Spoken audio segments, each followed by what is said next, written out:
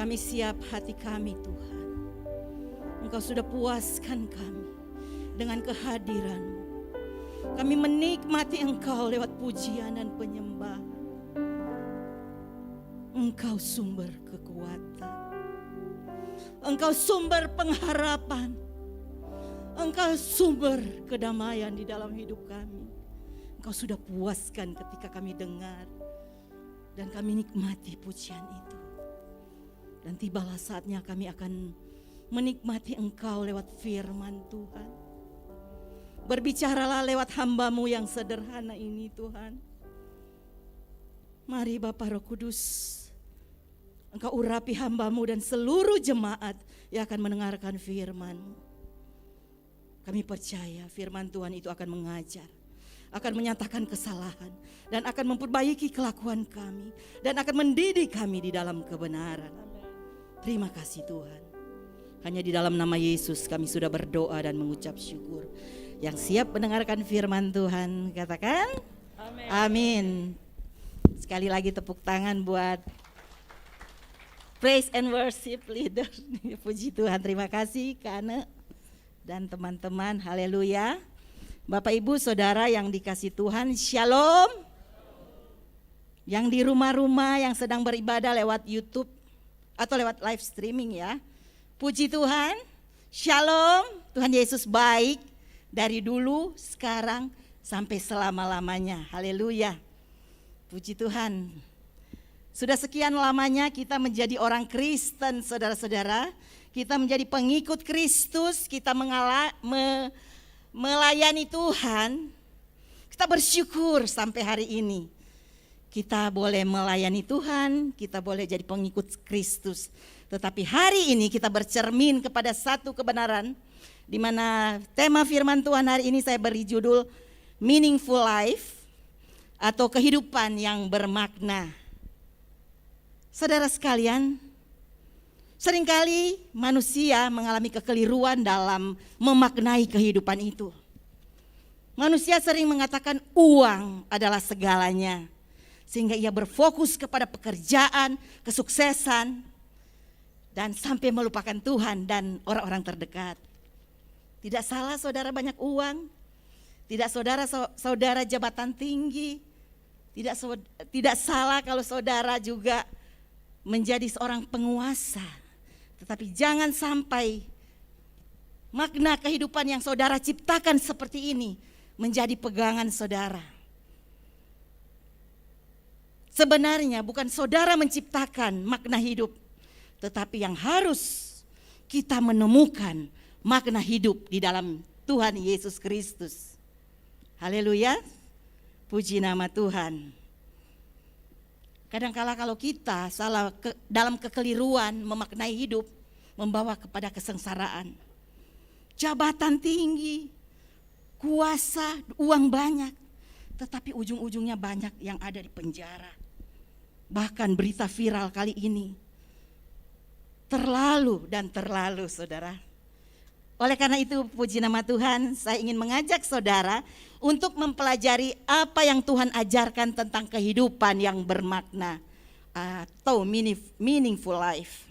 Kita akan membaca di dalam Yohanes 15 ayat 4 sampai 5. Saudara-saudara, saya akan bacakan. Kalau saudara juga mengikutinya terlebih baik ya. 2, 3. Tinggallah di dalam aku dan aku di dalam kamu. Sama seperti ranting tidak dapat berbuah dari dirinya sendiri kalau ia tidak tinggal pada pokok anggur. Demikian juga kamu tidak berbuah jika kamu tidak tinggal di dalam aku. Akulah pokok anggur dan kamulah ranting-rantingnya. Barang siapa tinggal di dalam aku dan aku di dalam dia, ia berbuah banyak. Sebab di luar aku kamu tidak dapat berbuat apa-apa. Saudara sekalian, ajaib firman ini menjadi sesuatu yang menggairahkan bagi saya juga dan bagi saudara pasti. Karena dikatakan barang siapa tinggal di dalam aku itu yaitu dalam Kristus Yesus. Dan Yesus ada di dalam kita, ia akan berbuah banyak. Tetapi ada tetapinya, jika tidak tinggal, Di dalam Dia kita tidak bisa berbuat apa-apa. Jadi saudara sekalian, meaningful life adalah kehidupan yang berintegritas, kehidupan yang berbuah, sehingga kehidupan yang menghasilkan buah di dalam Kristus Yesus. Meaningful life akan kita alami ketika kita di dalam Kristus. Dan tinggal di dalam Kristus adalah ketika Tuhan membawa kita mengalami 3 tahap journey of salvation. Perjalanan dalam keselamatan kita. Ada 3 tahap. Biar komplit saudara-saudara. Mungkin saya akan mengingatkan kembali kepada saudara-saudara lewat firman hari ini, bahwa ada 3 tahap di mana spiritual journey kita, di mana perjalanan kerohanian kita itu harus kita ingat setiap hari supaya kita tetap berada di dalam jalurnya Tuhan. 3 tahap itu apa saja saudara-saudara? Yaitu justification, sanctification, dan glorification. Saudara sekalian, yang pertama kita akan lihat satu persatu saudara-saudara. Tahap justification, tahap pembenaran saudara-saudara. Di dalam tahap pembenaran saudara, kita perlu mengetahui bahwa sejak awal Tuhan sudah punya rencana keselamatan bagi manusia, bagi saudara dan saya yang pernah jatuh ke dalam dosa tentunya ya. Ya, walaupun Allah memiliki inisiatif untuk mengambil setiap orang-orang berdosa dari lumpur dosa, tetapi di sini tetap dibutuhkan respon manusia terhadap kasih Allah yang sudah dinyatakan Kristus lewat karya penebusannya di kayu salib. Dikatakan His love endurance forever. Kasihnya tetap untuk selama-lamanya. Untuk itulah Dia rela datang ke dunia untuk membenarkan orang-orang berdosa. Dibutuhkan apa? Dibutuhkan respon tentunya. Nah, hari ini good news-nya adalah, kabar baiknya buat saudara adalah di dalam Roma 10 ayat 9 sampai 10 mengatakan, sebab jika kamu mengaku dengan mulutmu bahwa Yesus adalah Tuhan dan percaya dalam hatimu bahwa Allah telah membangkitkan Dia dari antara orang mati, maka kamu akan diselamatkan.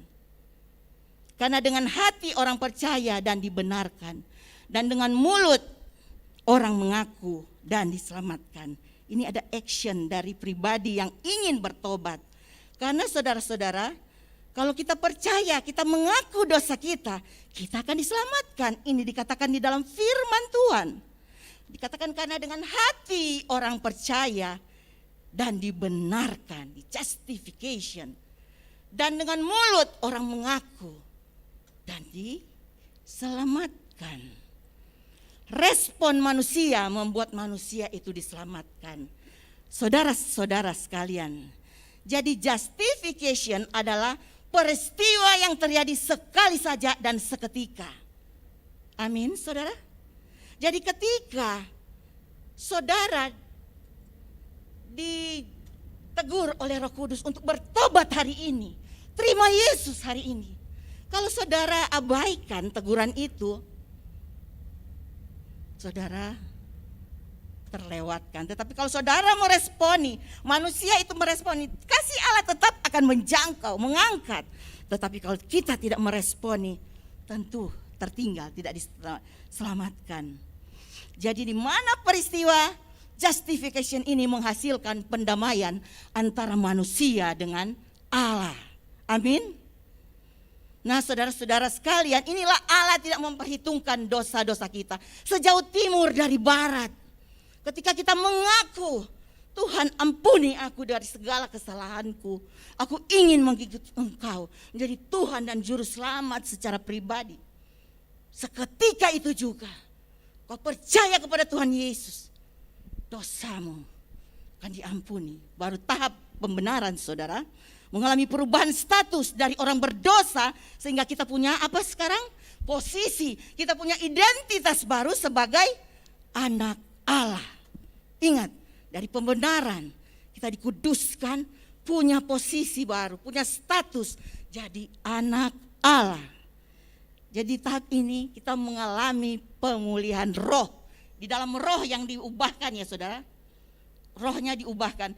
Kita dimateraikan oleh Roh Kudus. Roh Kudus menyertai kita sampai selama-lamanya. Jadi Bapak Ibu Saudara yang dikasihi Tuhan, setelah kita menerima keselamatan, kita tidak bisa hidup semaunya kita. Tapi kita hidup mengikuti maunya Tuhan, suka-sukanya Tuhan. Jadi ketika Tuhan sudah menyelamatkan kita, tentunya kita sudah milik Tuhan seutuhnya. Amin, saudara. Oleh karena itu kita perlu tahu bahwa keselamatan yang telah kita terima itu perlu dikerjakan. Enggak cuma terima keselamatan, stop sampai di situ. Kita perlu kerjakan karena Alkitab di dalam Filipi 2 ayat 12 sampai 13 mengatakan, tetaplah kerjakan keselamatanmu dengan takut dan gentar. Karena Allah lah yang mengerjakan di dalam kamu baik kemauan maupun pekerjaan menurut kerelaannya. Jadi tidak stop sampai di situ. Perlu kita kerjakan dengan sungguh-sungguh untuk mengikuti Tuhan. Karena ada tahap berikutnya yang akan kita masuki untuk kita bisa melewati tahap kedua, saudara sekalian. Saudara warga jemaat CWS, bersemangat dalam hal ini. Saudara sudah dibenarkan. Atau mungkin ada di sini yang belum lahir baru, belum terima Yesus. Ingat, hari ini juga jangan tunggu lama-lama. Saudara bisa mengaku dengan mulutmu bahwa Yesus adalah Tuhan. Dan percaya di dalam hatimu bahwa Allah telah membangkitkan dia dari antara orang mati. Maka engkau akan diselamatkan. Ayo saudara sekalian, Allah Roh Kuduslah yang memberikan kekuatan kepada kita untuk kita mengerjakan keselamatan. Jadi keselamatan itu bukan kita yang kerjakan sendiri. Ada Roh Kudus yang berbicara kuat di dalam hidup kita sebagai penolong kita untuk mengerjakan keselamatan itu. Karena kita masih di dunia ini, dunia penuh dengan umpan-umpan yang jahat, umpan iblis. Tetapi anak-anak Tuhan ketika sudah menjadi anak Allah, status kita anak Allah, tentunya kerajaan dunia tidak mau kita sudah beralih tempat. Dia akan berusaha akan menarik kembali saudara dan saya. Dan Allah Roh Kudus akan menyertai kita untuk memasuki tahap selanjutnya, yaitu apa? Tahap sanctification, saudara-saudara. Tahap pengudusan. Di dalam Ibrani 10 ayat 14 mengatakan, sebab oleh satu korban saja ia telah menyempurnakan untuk selama-lamanya mereka yang ia kuduskan. Satu korban itu siapa? Yaitu Yesus Kristus yang kita sembah siang dan malam. Jadi sekarang kita tahu, hanya Yesus, hanya satu-satunya yang kuandalkan di dalam hidup ini. Yesus saja, tidak ada yang lain yang kuandalkan. Dia yang memberi kekuatan, dia sumber segalanya. Untuk kita dapat mengerjakan tahap kedua ini, yaitu tahap pengudusan. Yang kerjakan Roh Kudus, tetapi respon dari manusia untuk mengerjakannya itu harus bersama-sama mengerjakannya. Jadi saudara, dalam pengudusan adalah karya kudus, karya kasih karunia Tuhan yang cuma-cuma. Bukan karena kita baik, bukan karena kita rajin ke gereja siang hari malam. Tidak saudara, itu hanya respon kita mengasihi, bersyukur kepada Tuhan. Kita mau melayani, kita mau masuk gereja, beribadah. Itu respon kita bersyukur ketika kita sudah diselamatkan dan kita mau dikuduskan dari hari ke hari. Karena apa? Setiap hari kita tidak terlepas dari kesalahan-kesalahan. Kita minta Roh Kudus yang menguduskan. Pengudusan adalah karya kasih karunia Allah yang cuma-cuma, di mana kita diperbaharui dari manusia seutuhnya menjadi gambar Allah. Dan semakin dimampukan untuk mematikan keinginan daging kita, mematikan dari dosa, dan hidup terus di dalam kebenaran. Pengudusan itu dikerjakan Roh Kudus, saudara. Jadi percaya, di dalam diri saudara Roh Kudus itu adalah penolong saudara. Jadi ketika dalam keadaan lemah, coba panggil Roh Kudus, tolong aku. Dia adalah Roh penolong. Jadi tahap kedua ini saudara-saudara sekalian, tahap bagi orang yang sudah lahir baru. Saya percaya semua yang di sini sudah lahir baru, saudara.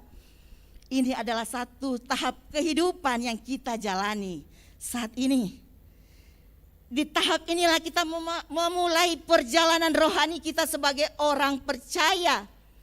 Di tahap sanctification ini kita membangun keintiman dengan Tuhan. Di tahap inilah proses pengudusan itu berlangsung. Saudara sekalian, di tahap sanctification inilah kita mengalami yang namanya metanoia. Pembaharuan pikiran, pembaharuan akal budi, perubahan pola pikir. Dan pola pikir dunia, dan dari pola pikir dunia ke pola pikir ilahi. Tentu saudara bisa tahu ciri-ciri yang ada pada diri saudara ketika saudara sudah benar-benar dibenarkan, sudah lahir baru. Dan dalam masuk ke tahap sanctification ini, ketika saudara mau berbuat dosa, ada sesuatu yang menegur saudara. Benar saudara, ada metanoia, pembaruan.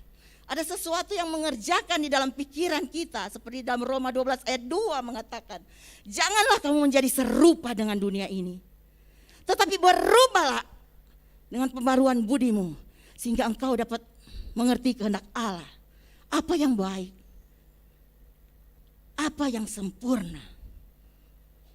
Tentunya tidak cuma baik, Tuhan inginkan sampai dengan sempurna. Janganlah kamu menjadi serupa dengan dunia ini, tetapi berubahlah, dikatakan berubahlah, transformasi pikiran. Karena apa? Iblis masuk lewat pikiran. Untuk menarik orang yang sudah dibenarkan, bisa-bisa saudara jatuh. Dia ingin lebih kaya lagi, dia jual narkoba. Dia jadi jual apa saja. Ya kejahatannya itu Tuhan tidak suka saudara. Jadi iblis berusaha lewat cara-cara menipu, tipu daya iblis. Saudara sekalian, jadi mari kita berubah oleh pembaruan pikiran. Pola pikir duniawi menjadi pola pikir ilahi. Di tahap inilah kita bebas saudara dari kuasa dosa. Oleh karena itu kita harus menginjak-injak dosa itu. Tidak ada lagi tuduhan, tidak ada lagi intimidasi iblis yang mengintimidasi karena perbuatan dosa di masa lalu. Sudah sejauh timur dari barat. Sudah enggak ada lagi saudara, jangan terintimidasi. Iya ya dulu aku begini, gini. Apa Tuhan sudah ampuni saya? Tidak, Tuhan memang sudah ampuni. Finish di kayu salib. Karya kudusnya yang luar biasa. Dengan kasihnya yang ajaib. It's finishing well di kayu salib. Mau percaya itu? Tergantung dari respon manusia. Respon saudara dan saya. Kita bersyukur tiap kali kita mengingat ini saudara. Kita punya hak setelah kita dalam tahap ini kita menuju kepada keserupaan dengan Kristus dan menghasilkan buah roh tentunya ya. Di tahap inilah kita menerima hak dan kewajiban sebagai anak Allah. Di tahap sanctification ini kita menerima hak dan kewajiban. Kita punya hak untuk dibaptis Roh Kudus. Dengan tanda awal kita berbahasa roh. Puji nama Tuhan, tadi saya menikmati pujian sambil ada bahasa rohnya. Di mana Roh Kudus bertakhta di atas puji-pujian dan menggairahkan kita. Dan kita semakin dipenuhi dengan benih-benih ilahi. Semakin hari semakin dikuduskan dengan kehadiran Tuhan di tengah-tengah ketika kita beribadah. Amin saudara. Kita memiliki hak mengalami kelepasan dari setiap kutuk-kutuk yang ada. Tadinya ada kutuk ini, berdosa itu. Tetapi ketika kita sudah dilepaskan saudara, kita sudah mengalami pembenaran dan kita dalam pengudusan. Tuhan dengan pertolongan Roh Kudus kita akan dikerjakan untuk melepaskan kita dari segala kecanduan. Seperti mungkin sekarang ada yang kecanduan drugs, kecanduan alkohol, perilaku seksual yang menyimpang. Banyak sekarang, tapi katanya orang Kristen. Tapi kenapa masih ada perilaku seks menyimpang? Ingat, apakah dia sudah masuk ke tahap ini? Apa cuma stop sampai di tahap pertama? Mari kembali kepada Tuhan. Kalau saudara pernah mengaku bahwa Yesus adalah Tuhan dan Juru Selamat, tetapi saudara cuma stop sampai di situ. Mari saudara minta ampun atas dosamu.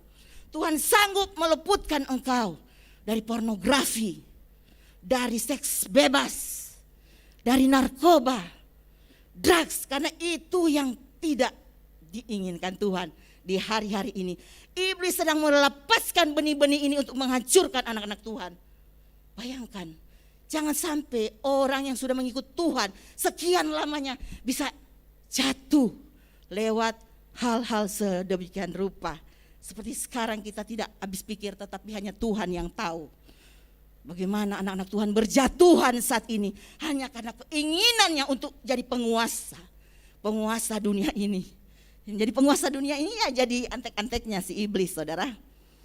Haleluya. Kita punya hak untuk dipulihkan dari segala penyakit apa? Penyakit jiwa seperti depresi, stres. Banyak orang-orang yang sedang stres saat ini.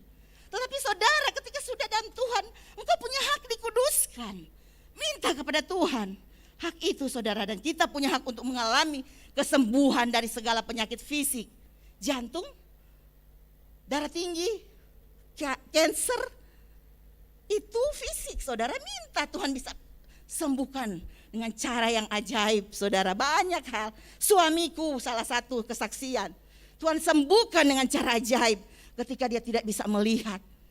Tapi dengan pertolongan Tuhan, dengan proses waktu di mana dia selalu dia akan cuma bergantung kepada Tuhan. Tuhan, engkaulah satu-satunya yang kami andalkan untuk menyembuhkan suami saya, untuk menyembuhkan Pak Harrison. Itu yang kami andalkan. Nama Yesus, nama yang ajaib, nama yang berkuasa. Haleluya. Jadi kita punya hak dan kewajiban, dikatakan. Otomatis kalau ada hak pasti ada kewajiban. Jangan cuma kita punya hak dikuduskan, kita dipulihkan, kita dibersihkan, kita disembuhkan. Tetapi tentunya dari kita ada kewajiban, saudara. Kewajiban kita adalah kita wajib dimuridkan. Amin. Kita semua wajib dimuridkan. Dan juga setelah kita dimuridkan, kita harus memuridkan kembali, saudara. Dalam pemuridan itu kita diajarkan bagaimana belajar berdoa, mengenal Tuhan, diajarkan melayani, mempelajari Alkitab totally di dalam pemuridan. Beri diri kita di orang yang mau diajar, orang-orang yang teachable, orang-orang yang mau diajar seperti murid-murid Yesus.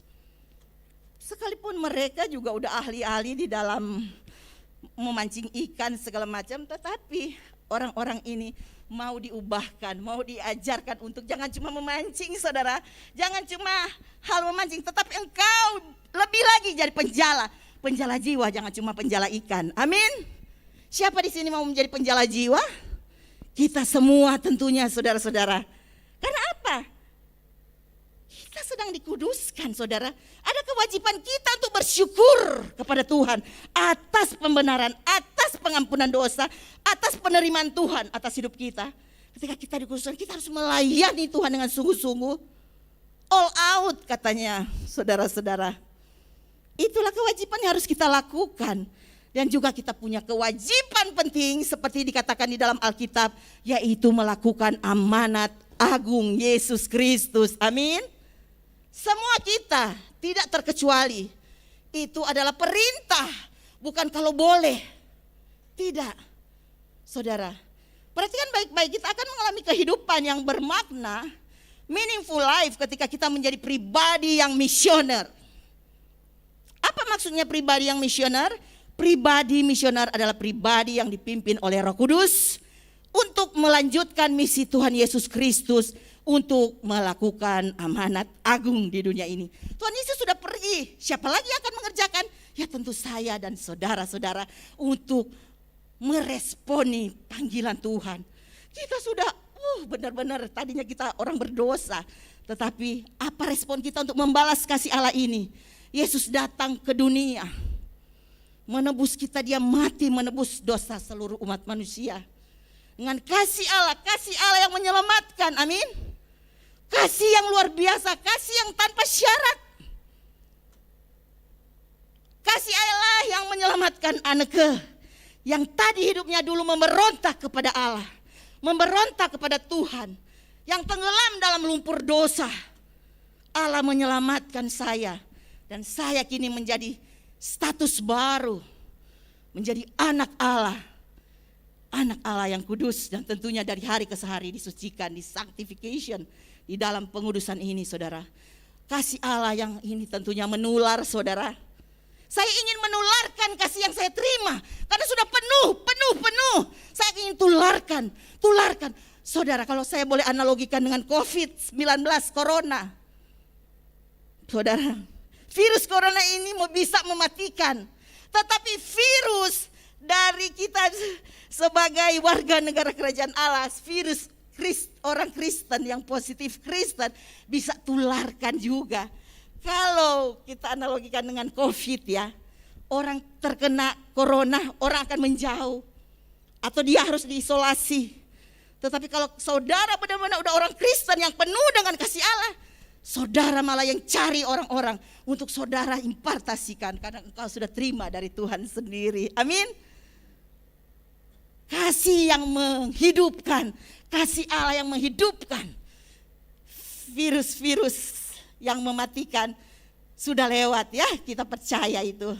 Nah saudara, tadi dibilang karena menular maka virus corona itu kita hindari, benar. Memang harus hindari dengan cara tetap prokes. Ini juga kita tetap masih pakai. Kasih Allah itu harus kita minta. Kalau sekarang kita masih kekurangan kasih, masih kering, kita masih kayaknya rasa-rasanya saya kok gak ada punya kasih ya.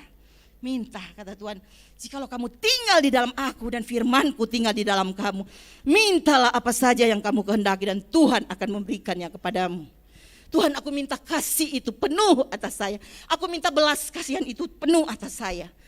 Untuk apa? Apakah itu kehendak Tuhan? Jelas Tuhan ingin ada belas kasihan untuk kita melihat dunia yang hampir-hampir jatuh ke dalam dosa. Dunia yang hampir-hampir terseret habis ke dalam dosa. Jadi saudara sekalian, Tuhan Yesus sudah menyelamat kita dengan kasih Allah. Telah menyelamatkan saudara dan saya. Bukan hanya untuk kita jangan egois. Tetapi juga untuk keluarga kita yang belum pernah mengalami kasih itu. Untuk teman kita, untuk saudara-saudara yang jauh kita, untuk bangsa-bangsa, untuk suku-suku bangsa yang belum pernah mengalami kasih Allah. Mereka butuh kasih Allah. Mereka perlu kasih Allah yang sudah ada pada kita juga saudara. Jangan kita simpan sendiri. Tularkan itu seperti virus corona. Jangan kita terima ya kalau virus corona. Tetapi sebagai orang Kristen, sebagai orang percaya, mari kita tularkan kasih Allah. Itu Injil Kristus perlu diseberangkan sampai ke ujung bumi. Nah pertanyaannya sekarang, bagaimana kita menularkan kasih Allah untuk menyelamatkan itu, saudara? Jawabannya adalah ketika kita mengalami kelimpahan kasih-Nya itu. Jadi pastikan saudara dan saya sudah benar-benar berlimpah, penuh. Sehingga kita boleh menularkan kasih Allah itu. Saudara sekalian, banyak orang di Indonesia bahkan di dunia, kerohaniannya, jiwanya sedang lemah, bahkan sakit. Dan mereka membutuhkan kasih Tuhan Yesus Kristus. Itulah tugas kita sekarang. Sebagai orang-orang Kristen, orang-orang percaya yang sudah lama mengikuti Yesus. Pastikan saudara, dalam tahun 2022 ini yang hampir habis, ada satu orang yang benar-benar engkau sudah membawa kepada Kristus. Kristen artinya pengikut Kristus. Jadi seorang mengalami kepenuhan kasih Allah, otomatis akan mengalami impartasi dari Kristus. Memiliki belas kasihan bagi jiwa-jiwa, karena itu ada di hati Yesus. Orang yang mengalami impartasi kehidupan Kristus, dia akan selalu tidak berdiam diri. Dia akan mencari orang-orang yang masih kekurangan kasih itu. Dia akan datang. Kalau perlu, kalau dia melihat atau mendengar orang lain lagi lemah di dalam iman, di dalam kerohanian, dia akan berdoa kepada Tuhan, apa yang harus aku sampaikan kepada orang ini? Engkau sudah selamatkan aku, tentunya engkau harus selamatkan juga dia, Tuhan. Mungkin orang-orang terdekat kita, keluarga kita, anak kita, mertua kita yang belum kenal kasih Allah. Mari saudara, inilah waktunya kita harus melakukan itu. Jadi tahap sanctification ini adalah tahap di mana kita menghidupi kehidupan Kristus di dalam hidup kita. tahap di mana kita melakukan sebagaimana yang dikatakan Alkitab. Barang siapa mengatakan bahwa ia adalah di dalam Dia, ia wajib hidup sama seperti Kristus hidup. Jadi bagaimana Yesus begitu berani, begitu bertekun untuk memberitakan Injil, kita pun harus demikian. Tuhan Yesus berani, keberanian itu akan diwariskan kepada saudara dan saya. Sehingga kita benar-benar punya gairah untuk mencari jiwa-jiwa yang terhilang. Untuk kita memberitakan Injil kepada mereka tentunya dengan hikmat dan dengan cara-cara yang santun ya saudara-saudara. Tapi sebaliknya bagi mereka yang hanya beragama Kristen tetapi tidak hidup sebagai warga kerajaan Allah, sebagai pengikut Kristus, maka mereka itu tidak punya keinginan, tidak punya keberanian, tidak punya ketekunan memberitakan Injil. Tidak saudara, itu cirinya. Bahkan minim belas kasihan dan kepada jiwa-jiwa. Itu cirinya kita bisa lihat. Keadaan mereka seperti orang Kristen KTP ya saudara-saudara. Jadi tidak menggambarkan kehadiran Kristus di dalam hidupnya. Pertanyaannya sekarang, apakah saat ini saudara dan saya sudah mengalami kelimpahan kasih itu? Karena pemberian Allah itu begitu berlimpah. Dan saya tahu orang yang berlimpah dengan kasih itu, yang berani berjalan, katakan disuruh jalan 1 mil, dia bisa jalan 2 mil. Karena untuk membawa kasih Kristus itu sampai pada orang-orang yang belum mengenal kasih Tuhan itu. Saudara sekalian, selama ini ya, dari tadi saya analogikan dengan virus corona karena memang kita bye-bye kepada virus corona nanti satu saat ya, kita harapkan seperti itu ya. Dibilang orang-orang yang OTG, saudara, OTG orang-orang yang tanpa gejala. Kadang-kadang kita udah dekat dia, ternyata dia penuh dengan virus-virus di dalam dirinya. Kita harus menjauh.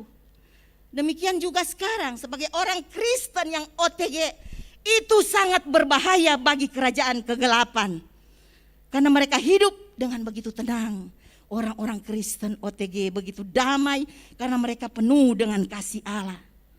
Dan dia akan dipakai oleh Tuhan menularkan kasih-Nya secara efektif dan cara yang powerful, saudara.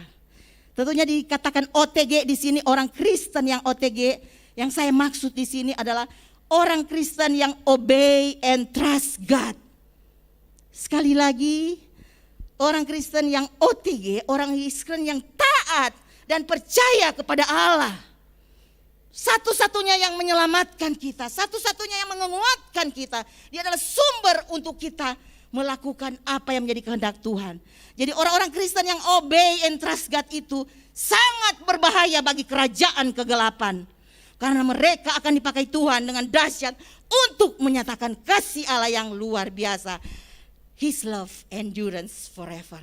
Jadi kasih Allah yang selama-lamanya ini, yang tetap ada dari dulu sekarang sampai selamanya ini, itu yang akan kita impartasikan kepada orang-orang.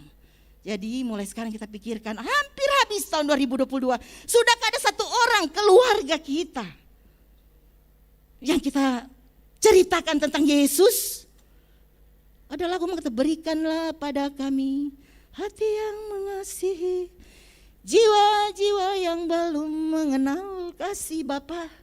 Mungkin jiwa-jiwa yang belum mengenal kasih Bapa itu adalah suami kita, istri kita, anak kita. Tuhan berikan kasih itu untuk jemaat-Mu bisa menyampaikan kasih Allah kepada mereka yang belum mengenal kasih itu. Makanya gak heran saudara, kita harus begitu semangat untuk menyampaikan kasih Allah. Orang-orang Kristen yang obey and trust God, lakukan itu, bukan nanti, from now on saudara. Dari sekarang, kerjakan, jangan ditunda-tunda. Saya suka dengan apa yang dikatakan oleh Adrian Rogers. Dia menulis, saudara-saudara, to know Him is to love Him. To know Him is to trust Him. To trust Him is to obey Him. To obey Him is to bless by Him. Jadi di tahap sanctification ini kita belajar untuk mengenal Allah, mengasihi Tuhan, percaya kepada Tuhan, dan mentaati perintah Tuhan. Dan ketika kita melakukan semua itu, tentu ada berkat sorgawi yang Tuhan siapkan bagi orang-orang yang melakukan semua apa yang Tuhan inginkan. Orang-orang yang mau mentaati perintah Tuhan, orang-orang yang mau obey and trust God, melakukan pekerjaan itu dari sekarang tentunya, jangan tunda-tunda. Nah, ini adalah proses yang benar tentang berkat yang dari Tuhan, saudara. Jadi kita akan terima berkat seutuhnya dari Tuhan ketika kita tidak menunda-nunda apa yang menjadi pelajaran, firman yang harus kita lakukan dari hari ke hari untuk mengikuti Tuhan. Jadi Bapak Ibu Saudara yang dikasihi Tuhan, marilah kita tetap berkomitmen dalam memaknai hidup yang benar dalam Kristus, ya. Jadi saudara sekalian, mari yang ketiga, katakan sama-sama, saya mau melakukan apa yang menjadi perintah Tuhan. Yang ketiga, saudara sekalian, oh haleluya ya, masih ada. Oke, yang ketiga, glorification, tahap glorification. Pada akhirnya tahap sanctification itu selesai, kita sudah dikuduskan, maka kita semua dinyatakan oleh Tuhan sebagai anak-anak Tuhan, anak-anak Allah, dinyatakan oleh Tuhan sebagai orang Kristen yang taat dan percaya Tuhan. Kita sama-sama akan pulang ke surga, tentunya enggak sekarang. Siapa sih yang mau pulang sekarang? Tidak ya? Semua ada waktunya Tuhan. Kita mengalami tahapan berikutnya adalah glorification atau perfection ya, penyempurnaan. Saudara, ini adalah tahap akhir perjalanan rohani orang percaya. Di tahap inilah kita mengalami kemuliaan surga, saudara. Kita menerima kuasa untuk memerintah bersama dengan Kristus dan hidup kekal bersama dengan Dia. Di tahap inilah kita mengalami pemulihan tubuh, kita mengenakan tubuh kemuliaan. Di tahap inilah kita bebas dari kehadiran dosa, kita tolak untuk dosa. Di tahap inilah kita sudah menjadi serupa dengan Kristus dan menjadi mempelai Kristus. Di tahap inilah Wahyu pasal 3 ayat 5 mengatakan, barang siapa menang, ia akan dikenakan pakaian putih. Yang demikian, aku tidak akan menghapus namanya dari kitab kehidupan, melainkan aku akan mengaku namanya di hadapan Bapakku dan di hadapan para malaikatnya. Saudara sekalian, kondisi kita pada saat nanti ini di tahap glorification, yaitu karakter Kristus itu begitu nyata dalam hidup kita. Kita akan menjadi serupa dengan Kristus, tetapi di glorification ini tubuh kemuliaan sudah ada di dalam hidup. Pertama kali pada saat pembenaran, roh kita diubahkan. Pada saat sanctification, jiwa kita dipulihkan. Pada saat glorification, tubuh kemuliaan kita dipakaikan kepada saudara dan saya. Status kita saat ini menjadi mempelai Kristus, saudara. Siapa rindu menjadi mempelai Kristus? Lakukan dan hidupi 3 hal ini, di mana jangan setengah-setengah. All out dengan Tuhan, karena ini sudah masuk akhir zaman. Lakukan yang terbaik sebagai ucapan syukur kita kepada Tuhan. Lakukan yang terbaik buat Tuhan. Haleluya. Terima kasih, puji nama Tuhan. Mari kita tundukkan kepala. Tuhan, terima kasih Tuhan. Kami bersyukur karena kasih karunia-Mu yang sudah menyelamatkan kami. Engkau sudah mengangkat kami dari orang berdosa menjadi orang-orang yang dibenarkan, dikuduskan dan disucikan, diselamatkan. Kau sudah kuduskan kami untuk masuk kepada firman-Mu yang setiap hari kami dengar untuk kami lakukan. Tentunya dengan pertolongan Roh Kudus kami akan melakukannya Tuhan. Mampukan kami semua untuk melakukan firman yang kami dengar ini. Sehingga satu waktu kami sudah saatnya menjadi semakin serupa dengan Engkau. Kami dimuliakan di dalam nama Tuhan Yesus Kristus, berduduk di sebelah kanan-Mu untuk memerintah di bumi baru dan langit baru bersama dengan Engkau. Terima kasih Roh Kudus materaikan firman-Mu. Hamba terbatas menyampaikannya Tuhan, tetapi dengan bahasa-bahasa sederhana ini, biar Tuhan ubahkan menjadi sesuatu bahasa yang dapat mengubahkan setiap kami yang benar-benar meresponi firman ini. Terima kasih Tuhan Yesus, terima kasih. Hanya di dalam nama Yesus Kristus kami sudah berdoa dan mengucap syukur. Yang terima firman katakan, amin. Puji Tuhan.